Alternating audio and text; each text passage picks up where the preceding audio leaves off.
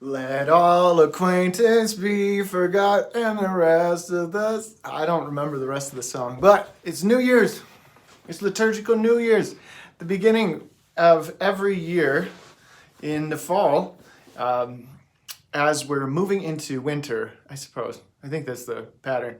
After 33 weeks of ordinary time, you would celebrate Christ the King Sunday, and the following Sunday, Christ the King marks the end of the year, and the following Sunday, the first of Advent, is the very beginning of the liturgical season. A liturgical season that begins with Advent. Advent means the coming of the sun, the coming of new things. As the night gets darker and longer, naturally within the seasons, then the sun is coming. The spiritual reality, the spiritual sunrise is going to burst into the world, and we're reminded every year that there's grace with every year. That the future belongs to, that the world belongs to, that history belongs to Jesus. And you remember the song of Zechariah, who is the priest in the temple. He says, from the dawn, and he's announcing what's happening because of the birth of Jesus. And he says, the dawn from on high shall set upon us, shall break upon us, to shine on those who dwell in darkness and the shadow of death, and to guide our feet into the way of peace. This is a future of peace, and here we are in the new year. Here we are celebrating the light that is coming into the dark, dark night of the world and history. Today is a reflection of Wednesday, December 4th, the first week of Advent, and it comes from Matthew 15, our gospel today. At that time, Jesus walked by the Sea of Galilee, went up on the mountain, and sat down there. Great crowds came to him, having with them the lame, the blind, the deformed, the mute, and many others. They placed them at his feet, and he cured them. The crowds were amazed when they saw the mute speaking, the deformed made whole, the lame walking, and the blind able to see, and they glorified the God of Israel.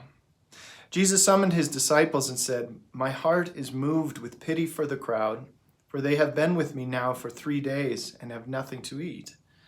I do not want to send them away hungry, for fear they may collapse on the way." The disciples said to him, "Where could we ever get enough bread in this deserted place to satisfy such a crowd?" Jesus said to them, "How many loaves do you have?" 7, they replied, "and a few fish." He ordered the crowd to sit down on the ground. Then he took the 7 loaves and the fish and gave thanks, broke the loaves, and gave them to the disciples, who in turn gave them to the crowds. They all ate and were satisfied. They picked up the fragments left over, 7 baskets full. The Gospel of the Lord. Praise to you, Lord Jesus Christ. You know, the Gospels are layered, and Matthew's Gospels uses symbolism. Actually, he presents a Jesus who uses symbolism in order to teach his people and to proclaim his gospel, to announce that God is with us, that Jesus is God, love, who will die for our salvation and will rise for new life and the transformation of the world into the kingdom of God. So Matthew is going to show us a Jesus who is appealing with the subtlety of his actions and the language with which Matthew presents those actions. Tons and tons of allusions to the Old Testament, where he's showing Jesus to be like famous characters at famous moments that are powerfully theological and important for the people who are listening and to Matthew's audience. So Matthew's writing to communities 50 years after Jesus' time, and he's telling the story of Jesus. What had he taught? Who was this man? How did he bring God to earth? And then Jesus, he's telling a story of Jesus who is doing these incredibly smart and sly types of acting out the story of Israel and of God. So in our story today, this multiplication of the loaves, famous story, you already know it. It's beautiful in so many different ways, but here's one of the ways that I really appreciate today. So there's this great allusion that Jesus is making in 2 parts. One, the multiplication of the loaves shows that God always provides for his people, that he will never let them Even if they feel like they're going to starve, like they're in trouble, like they're not being provided for, that life is anxious, life is difficult, God will provide. And so he recreates this scene that's just like Israel in the desert. You remember they're wandering for 40 years and they grumble and they say, God, we're going to starve in the desert. We have nothing to eat. We can't control things. We can't provide for ourselves. We are scared. Things are incomplete, and when they're out of our hands, it makes us scared. So God provides. In the desert, he provides that manna, that kind of flour that turns into bread.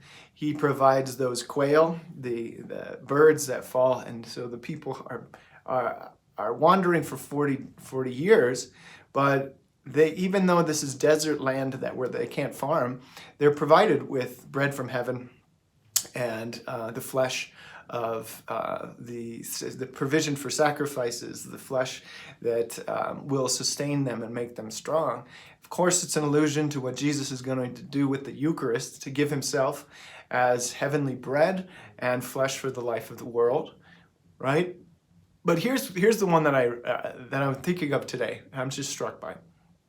At the very beginning of creation, the beginning of time, Genesis tells us the story of God making things and sitting back and saying, behold, it is good. He made the day and he made the light. Behold, the first day. And God said, behold, it is good.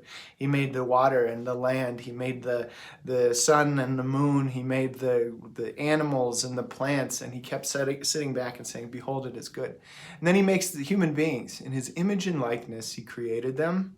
And he makes them to behold. The picture that we're given is like God. They're so beautiful. They're so wondrous. They're so amazing and strange and mysterious and unique and profound and dignified. And there's a perfection in the garden. And God looks at the male and the female. He looks at humanity and says, behold, this is very good. And there's this great moment at the end of the 6 days. On the seventh day, what did God do? He sat back and he rested. He looked at all that he had made, and behold, it was very good.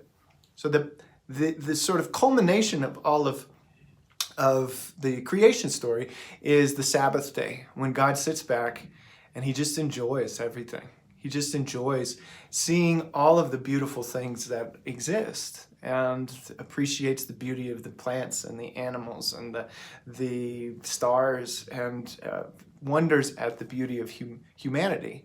And things break down. We know that in the story, this paradise does not last. And in part, that paradise does not last because Adam and Eve question whether or not God can provide for them. They say, we have to take care of ourselves. They take control of the situation by taking that fruit and saying, we have to provide. I know God had provided them with all this food and all this possibility, but did not provide them with control over their lives in every way. So they take it, and they take it to their detriment. They lose faith, they break down, wars, fighting, trouble, starvation, hatred, all kinds of things enter in because now they're fighting for control, one against the other, against the other, against the other. And the world falls apart and is broken. Jesus comes along a long time later, right?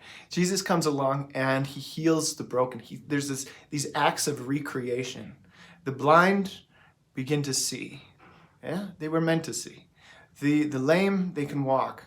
We have all of these witnesses of the creation being made whole in the lives of the people that Jesus encounters. The deformed are made whole, the lame are walking, and the mute are speaking. You know, in the image and likeness of God, he created them. Male and female, he created them to live, to thrive, to be healthy, to be whole. And so Jesus restores the wholeness of the people, and then we're told that they glorified the God of Israel. That everybody there is just happy witnessing all of these miracles that Jesus is doing, and sharing the joy of God and saying, God, you're amazing. That's how it was supposed to be in the garden. That they looked at each other and they said, wow, look at what God has made. It is profound and beautiful. Jesus goes up on a mountain, he sits back and he looks at everything and he says, my heart is moved with love. My heart is moved with compassion. My heart is moved with connection. It's expressed in English as pity, but it's all of those things. And it's the image of God sitting back at creation and saying, I can enjoy this. This is to be in the presence of Jesus is to be in the seventh day. It's to be in the presence of the Sabbath.